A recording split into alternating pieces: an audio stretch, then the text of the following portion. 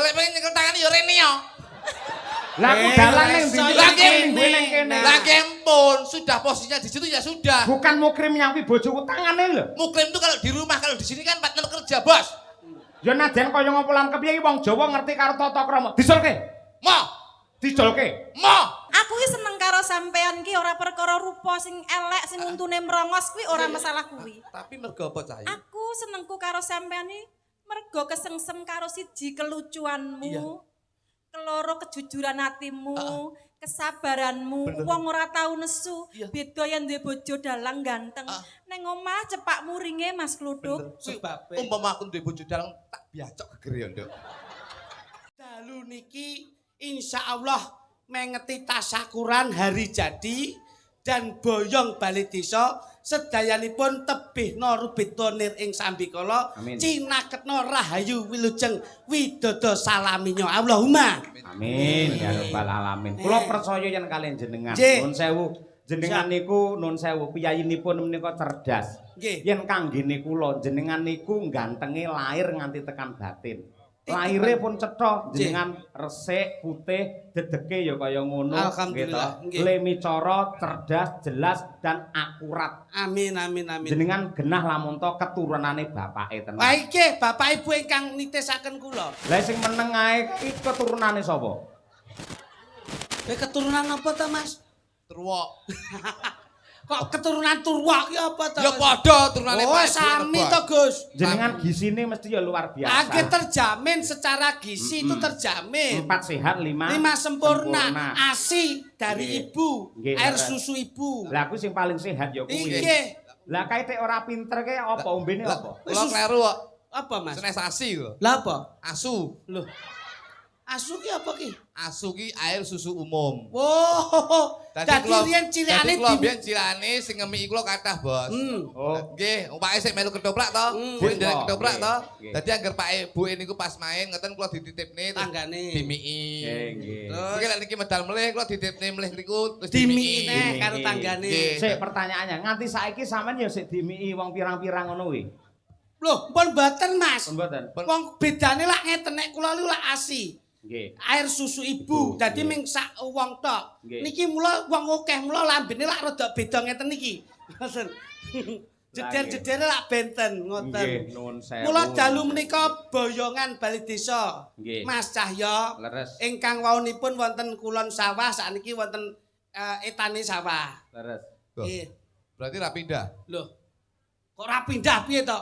Lah mau Biyen ki bali desa ning kulon sawah. Saiki. Saiki etane sawah. Ya ora pindah berarti. Loh. Pindah kok ora pindah. Kok kulon ngetan ora pundah piye? Nah, Lha iki omonganmu lho. lah niki Biyen boyongan kulon bali sawah. desa. Biyen Ning kulon sawah. saiki Etane sawah. lah iya berarti ra pindah. Loh. Pindah iki kok Kowe iki kocrok ajane iki. sing Biyen balai desane iki balai desa. kulon sawah. Kulone sawah. Nggih. Saiki balai desa Etane sawah. Nggih. Lah berarti balai desa ini panggah ora pindah iki. Loh. Pindah ki lho Mas. Omonganmu kuwi lho.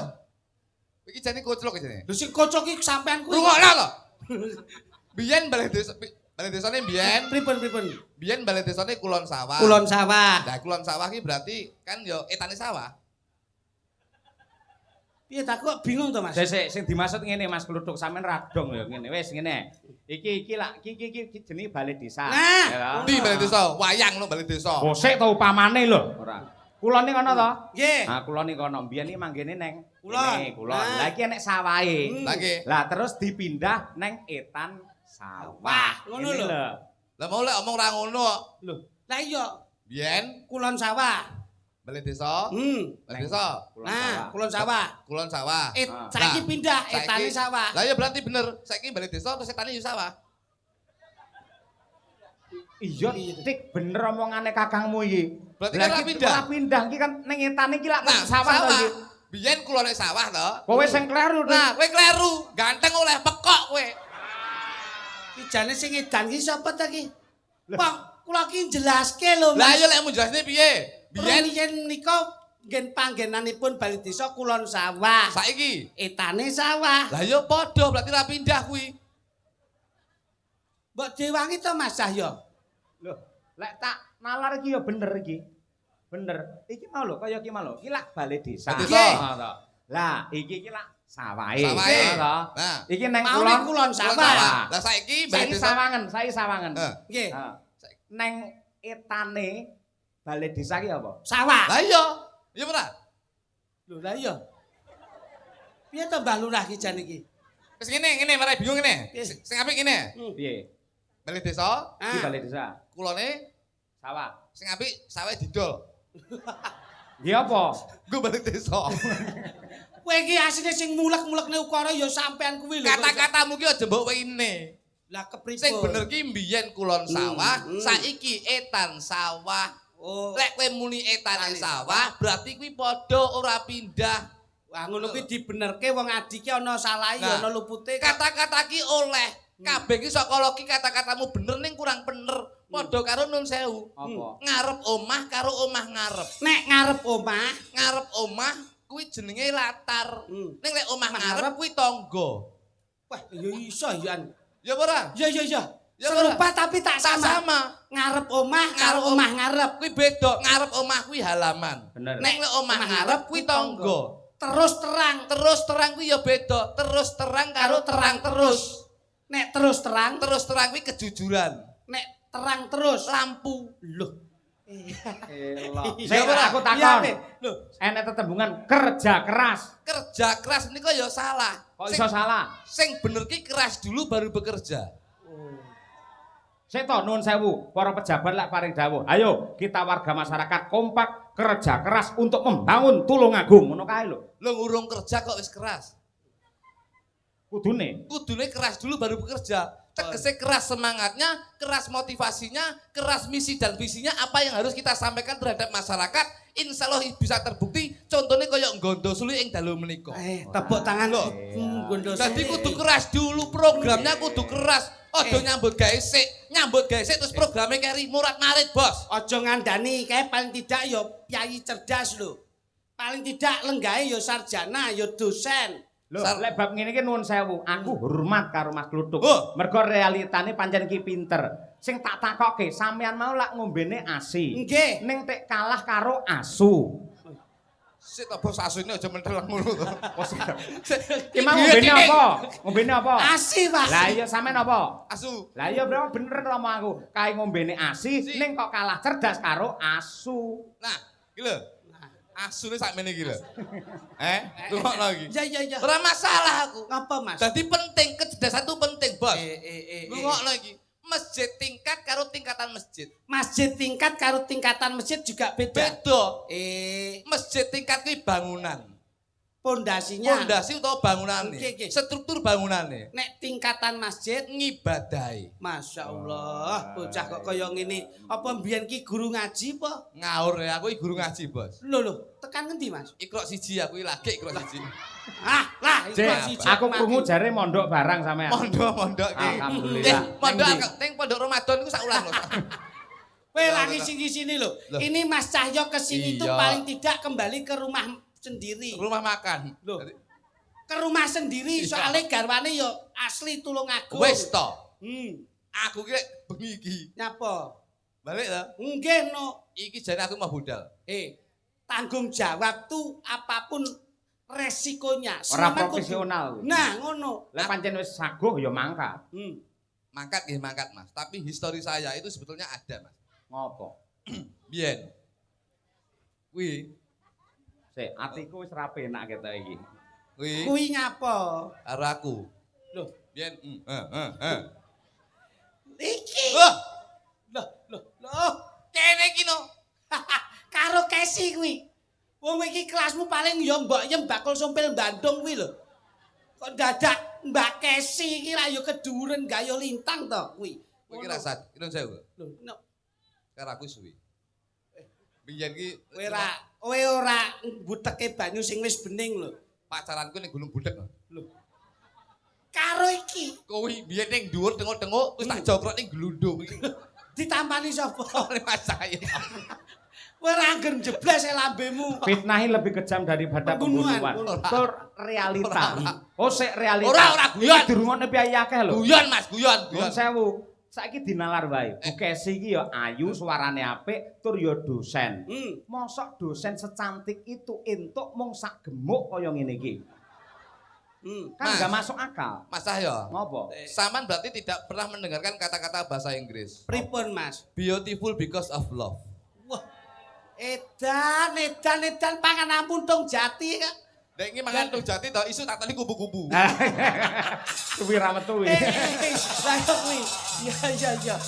Loh, Ya nemu ae. piye. Loh, bele si apik iki, kata-katane apik. Kata-kata bahasa Inggris mengatakan beautiful because of love. Beautiful because of love. Cantik tuh karena cinta, tampan tuh karena cinta. Wingko katon kencono katon wingko. Elek kaya ngapa rupaku. Ning lek Kesi Trisno karo aku paribasane dijejer karo wong ganteng pedhot Mas Musa. Loh, jangan dilihat casingnya. Aja didelok jabone ning delok jerone Mas. Bahasa Inggris mengatakan Don't look from the outside but from in the heart. Walah, kaya ngene iki lho. Bocah iki. Artine apa? Loh, engko tak WA, aku dhewe lali iki. Aku lali. Ora paham Aku lali. ya dadak.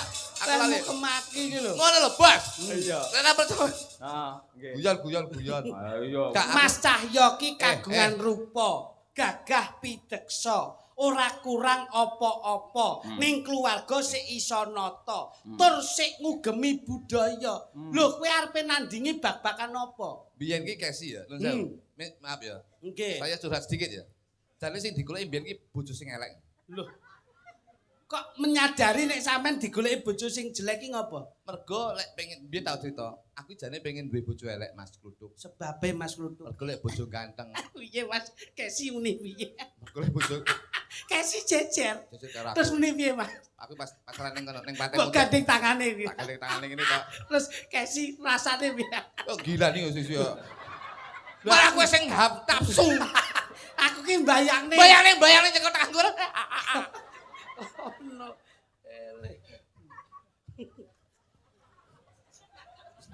Iki sing jenenge bertepuk sebelah tangan ngene iki. Napa? Apa iso? Lah iya. Ngene. Lah iya. Tegese kowe iki tresno karo Bu Kesi. Ning Bu Kesi aku yakin seyakin-yakinnya sama sekali tidak ada terbersit rasa cinta kepada seorang Jo Kluthuk. Mesti ora enek. Buktine apa? Bu Kesi, jujur lahir batin iki ning kutamu. Sampeyan milih Cahyo Kuntadi apa dapure sing kaya Banyuwangi iki?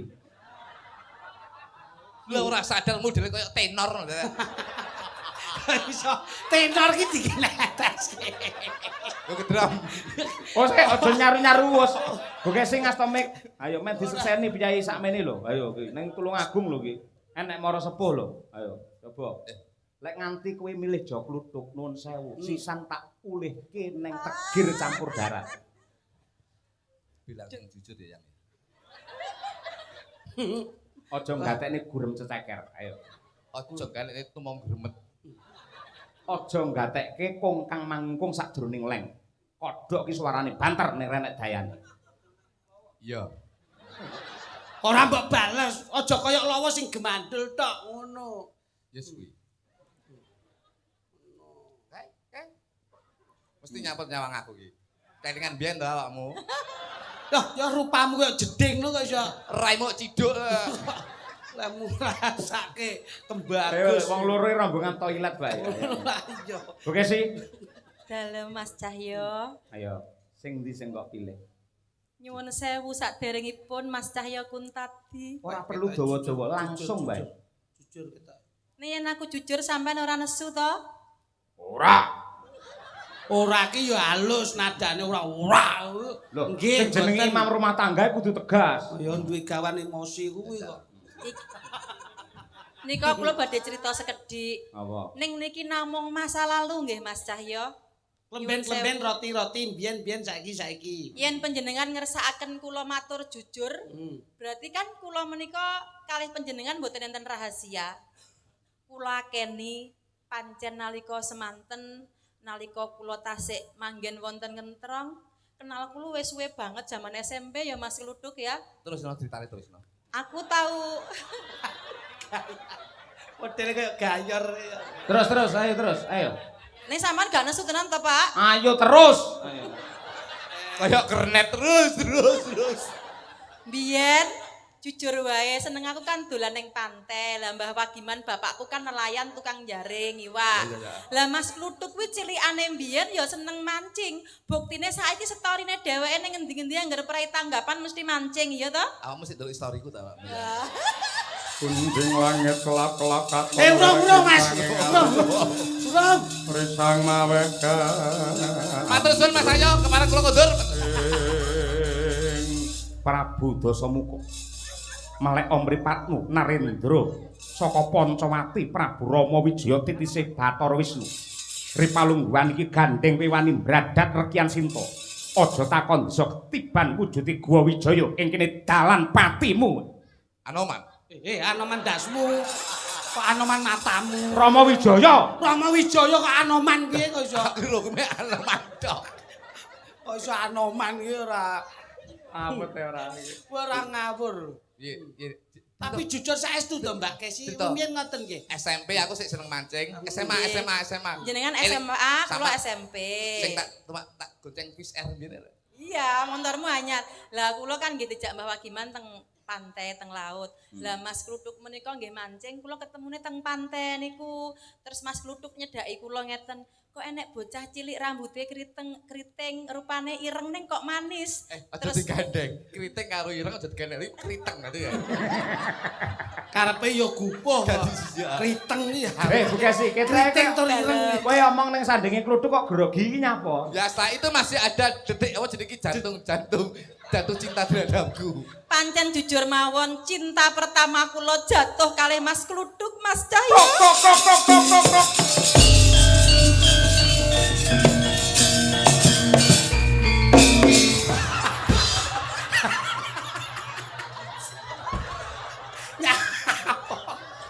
Kok koprol blang nyapa? Bahagia. Yo asal balik. Duduk. Mas Jo Kluthuk. Enak. Ning Jawa kuwi ana pranatan. Aja nganti kalah dadak kalah dodo. Oke. Wong lanang bakale muring rasane sepisan dijawat bojone, loro dijarak anake. Guyuse. Mandek. Aja ngguyu. Leh mung ngguyu abakmu tekan kene. Aja mleh kok awakmu aku dhewe ora betah. Mula kang mangkono ana tetembungan sedumuk bathuk senyari bumi. Banjur karepmu Sukesi ndak ulungake kelawan kowe lamun kowe pinter nglangkai bangkene sapa? Pak Lurah kene. Nyapa kok dari Pak Lurah iso. Nglangkai bangkene Cahya Kuntadi. Saurana. Yen Ya. para nyata. Ya. Ya piye? Kok iya gagah. Yo. Ya. Ono gagah kok bagus aja nganti. Yo. Ya. Kene. Yo. Ayo. Kowe ora Ayo kulak. yo. Kowe ora kulak pawarta adol pangrungu. Ala tanpa rupa aku duwe kadigdayan linuwih. Saben esuk aku mesti ngombe susu. Apa sing kok ombe? Susu mbok pamerane amrang aku. Iki lho. Aku adae. Kok adae iki berarti kaleng kae kok iso. Kondang kaloka dadi dalang asring digiyarake ana ing layar kaca saben bengi YouTube mesti nayangke aku. Kondangmu sepiro? Disiarne TV YouTube lekmu bangga. Iki lho. Jok Iki lho. Yo jok luduk. Disiarke ngendi kowe? Masjid. Kok Berarti kowe ya lelayu kowe. Eling aku iki Banyolan iki eling aku. suaramu kaya bledek. Kaya bledek.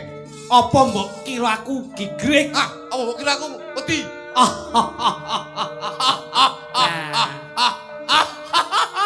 Loh. Yen kepara nyata kowe ora ngerti. Ngerti. Sopo aku? Ayo, aku sapa? Loh.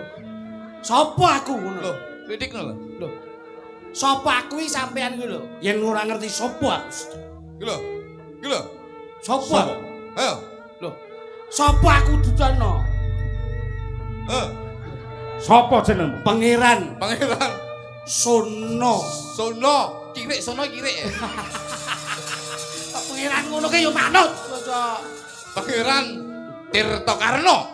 Tirta kuwi apa? Banyu, Karna. kuping, Rupamu kaya apa? kopok. Duwasa sing. Ayo digoleki. Bramrata Jayamrata girbutan aku. Netoke Sayuta mara saketi urapian kaya wenjara rebutan kaya menjangan mati. Ing kene bakal glundong kang dadi sira mati.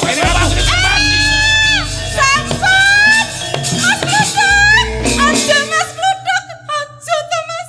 Aja perang bapakmu! Mas Cahyo! Mas Kluduk! Tanganmu lho. Tanganmu lho. Loh, lek pengen nyekel tangan yo rene yo. Lah aku dalan ning ndi? Lagi ning kene. Lagi ampun, sudah posisinya di situ ya sudah. Bukan mukrim nyampi bojoku tangane lho. Muklim itu kalau di rumah, kalau di sini kan partner kerja, Bos. Ya najan kaya ngopo lan kepiye iki wong Jawa ngerti karo tata krama. Disolke. Moh, Dicolke. moh, Ora gelem tenan. moh. Ya, yen ngono, bar iki aku mulih ning omahmu. Nyapa? Bojomu arep tak cekel genti. Cekel. Lah nyapa? Lah ngopo? Wis lemu nih ramu. Kowe iki yo ora terus nyanyah-nyunyang. Mas Kluduk! Ya. Mas Kluduk ngapunten. Malah ayu men ta. Lah ya aku kangen jaman nalika cinta pertamaku karo sampean ning Pantai Brumbun. Ning Brumbun. Terus bar kuwi dolan ning ning Popoh. gerangan. Ning gerangan. Terus ning sini. Terus iya. Terus aku mbok tembangke kae, mbok urak-urakke kae. Duh, wong ayu, didindingi kuwi. Kayak duduk kaya ya kanca inggih sik gembira iki. Ngawur e dudu kok. Tembange kuwi. Ora iki jane Ayu, sampean gandrung aku Iya, to Mas Kluduk. Aku kangen mbok gandrung kaya ngono kuwi. Kuwi gandrung zaman semono Cahayu. Dudono.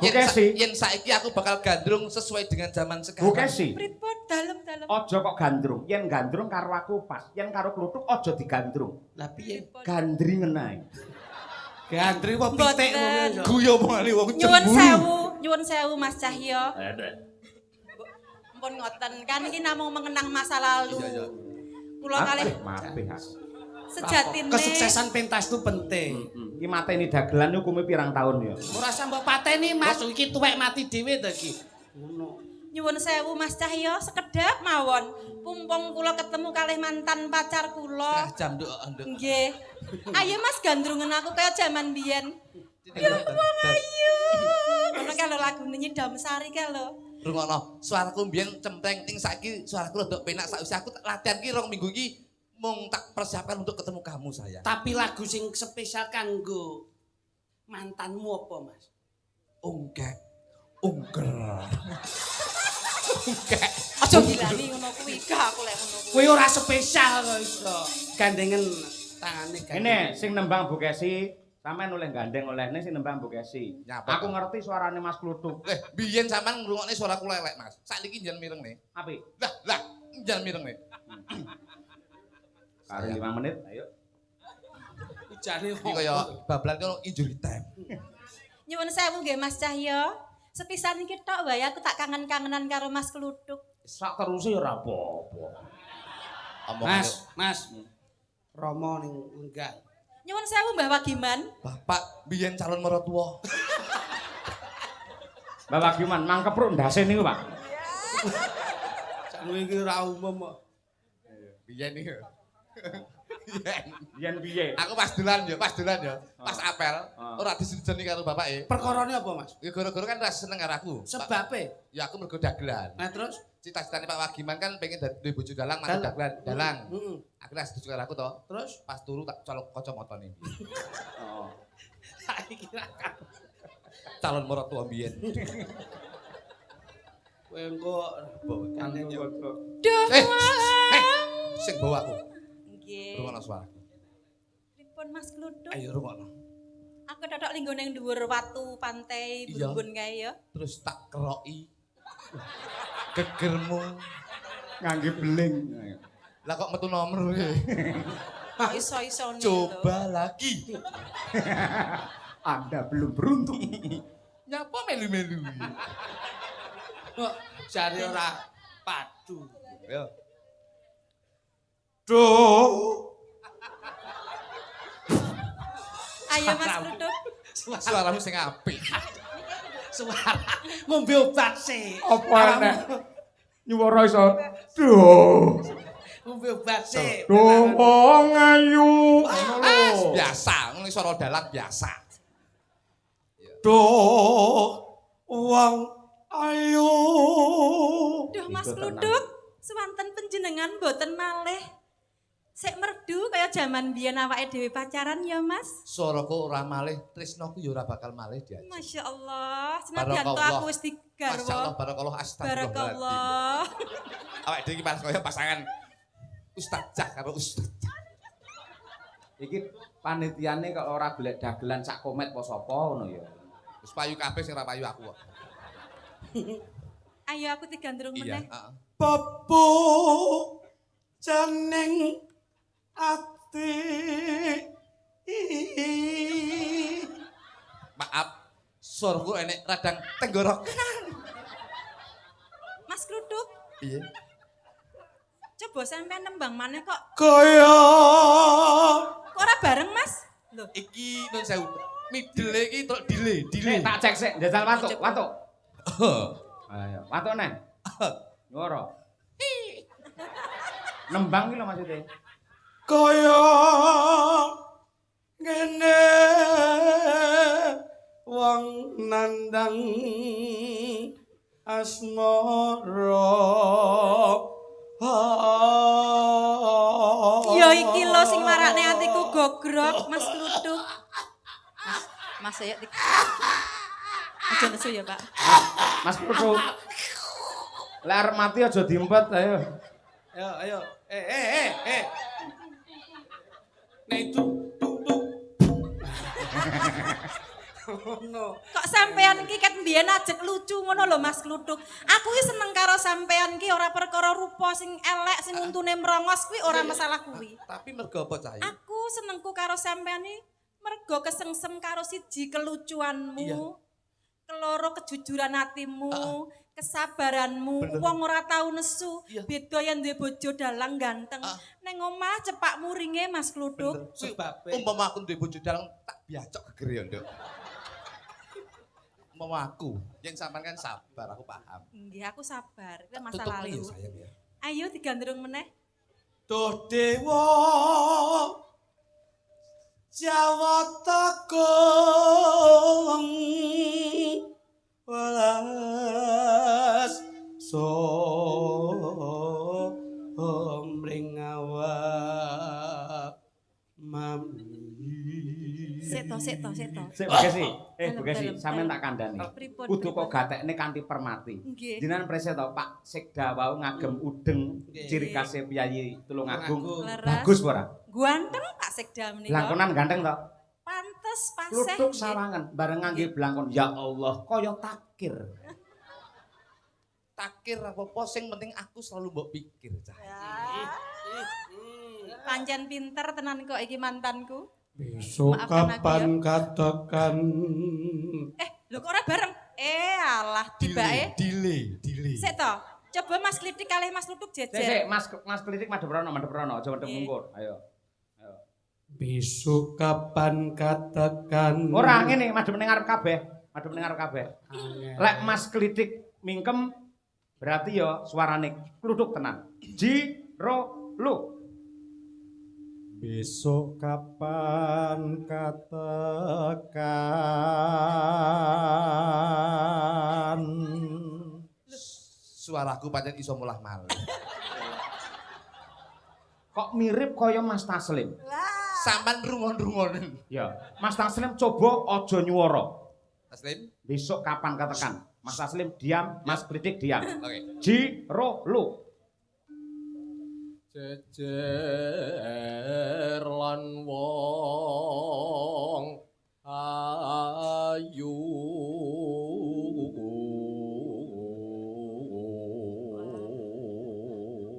Kabeh meneng, saiki sampean tenan tak tes. Madhep rono ya. Ta upama nonaku udo do Watu kok ndalang nyapa to, Jan? Teng ngerti lek sing nyora aku. Kok boloke watu ondalan. Ayo kewajiban. Golek anakku tak balang kambil lho iku ora. Ngono. Ayo Mas Kluduk. Jejer. Jejer lan wong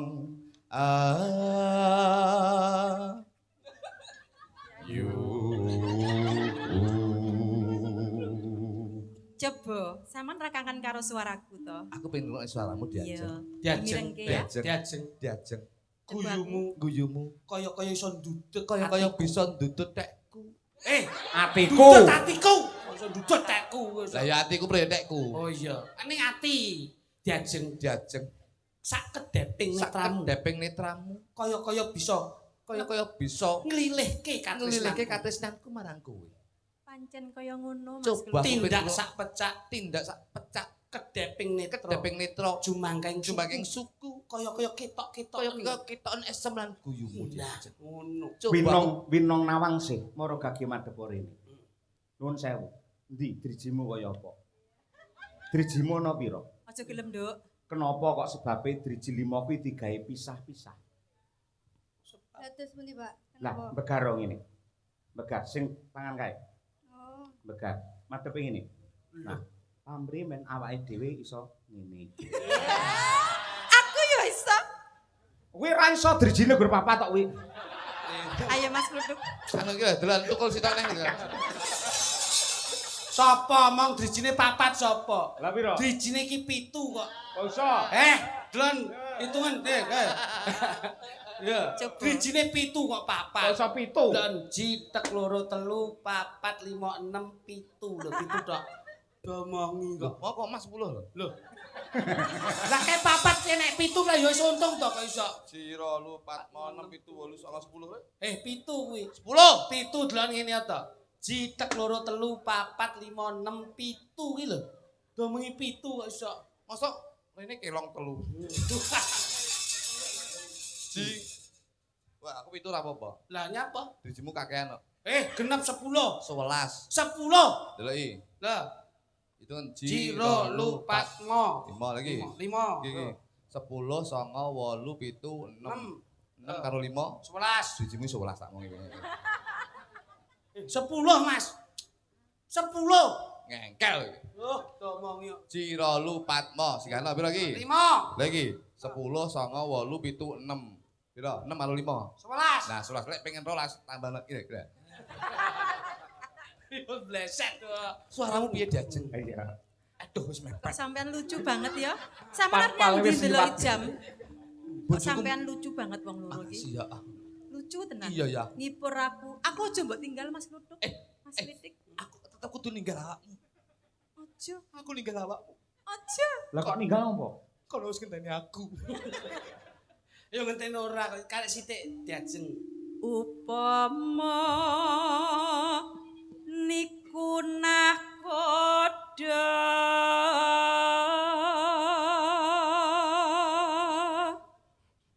tanpa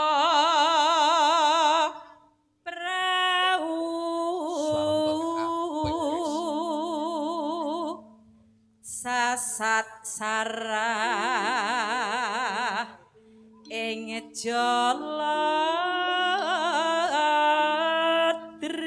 jaladri. Mas Kluduk. Ben kompak bareng no. Ya. Jare serasi bareng. Bareng ya Mas. Nyidam sari as.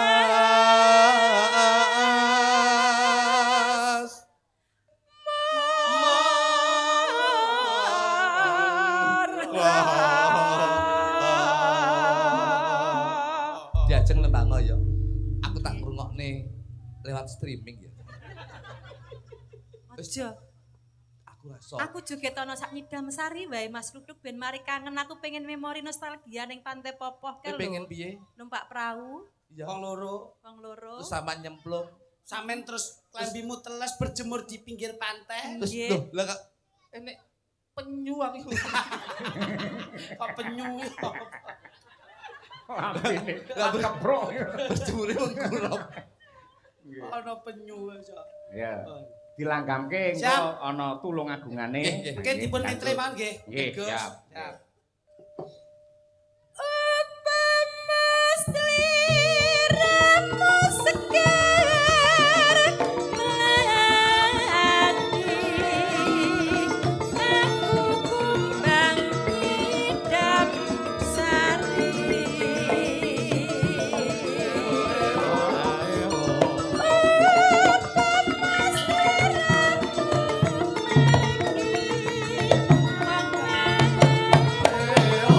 Joget sik.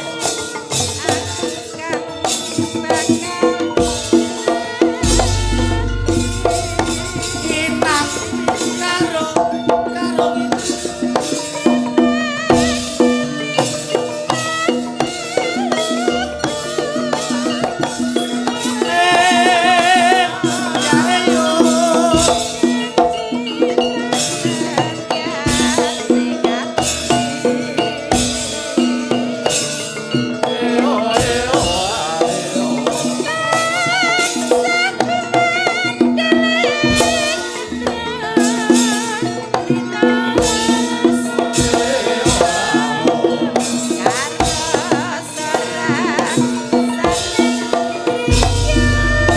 ayu-ayu sikile mlentek.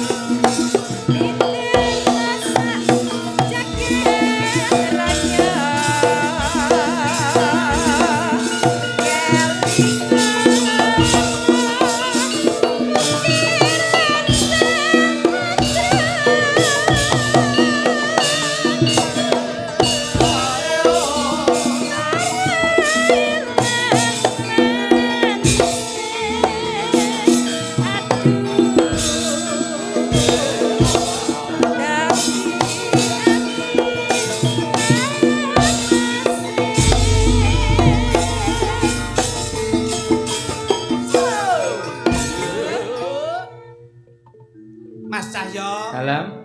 janipun kathah kirangipun anggenipun kula sowan wonten Gondosuli. Oh, jelas. Nanginga krana kanthi jejibahan ingkang dalu menika kula nggih ngayi kewajiban wonten Kediri. Nggih.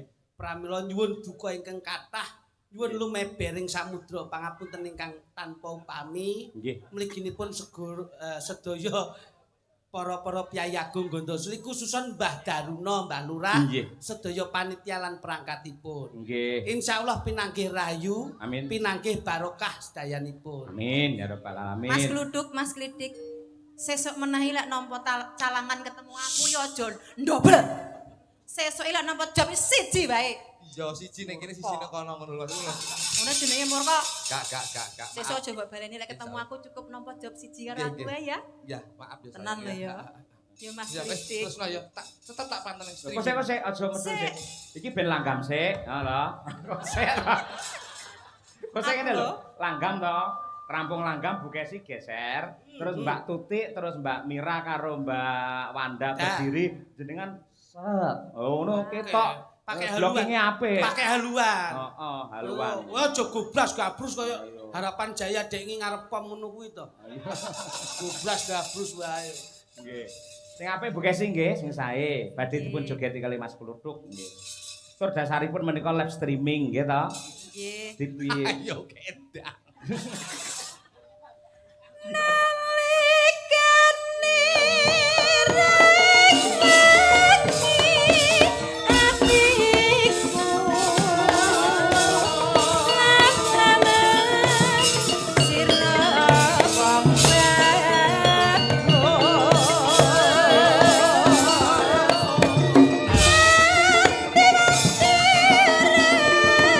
Mas kembang kangen Mas nggih. Kembang kangen. Saking panitia Gondosuli.